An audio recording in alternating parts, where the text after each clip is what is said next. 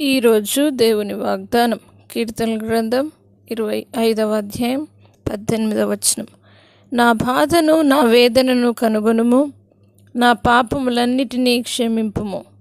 నా ప్రియ సహోదరులారా, ఈరోజు ఏ బాధతో, ఎంత భయంకరమైన వేదనతో మీరున్నారో ఈరోజు దేవుని యొద్దకు రండి. ఆయన పాదాలు పట్టుకొని ఈరోజు మీరు అడగండి, ప్రభువా నా బాధను నా వేదనను మీరు కనుగొనండి ప్రభువా అని మీరు అడిగినట్లయితే తప్పక దేవుడు మీ జీవితంలో మీ బాధ నుండి, మీ వేదన నుండి, మీ సమస్యల నుండి విడిపించి మీ పాపములను క్షమించబోతున్నాడు. కాబట్టి ధైర్యం వహించండి.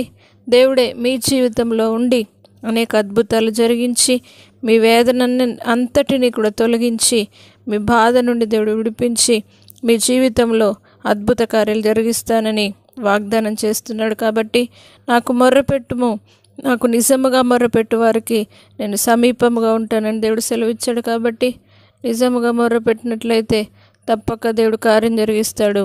దేవుడు మీ జీవితంలో మేలు చేయునుగాక. ప్రార్థన. పరిశుద్ధుడా, నమ్మదగిన దేవా, ఎంతమంది అయితే వేదనతో, బాధతో వారి యొక్క దినాన్ని వెళ్ళబుచ్చుతున్నారో వారందరినీ పాద సన్నిధానికి తీసుకొని వస్తున్నాం. వారి బాధను చూసేవారు ఎవరు లేరు, కనుగొనేవారు ఎవరు లేరని బాధపడుతున్న వారందరినీ నీ పాద సన్నిధానికి తీసుకొని వస్తున్నాం. యేసయ్యా, వారి బాధ నుండి విడిపించండి, వేదన నుండి విడిపించండి.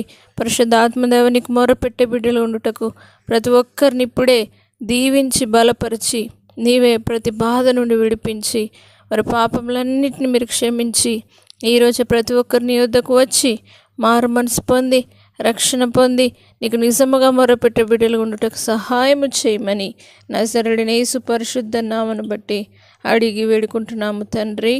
ఆమేన్.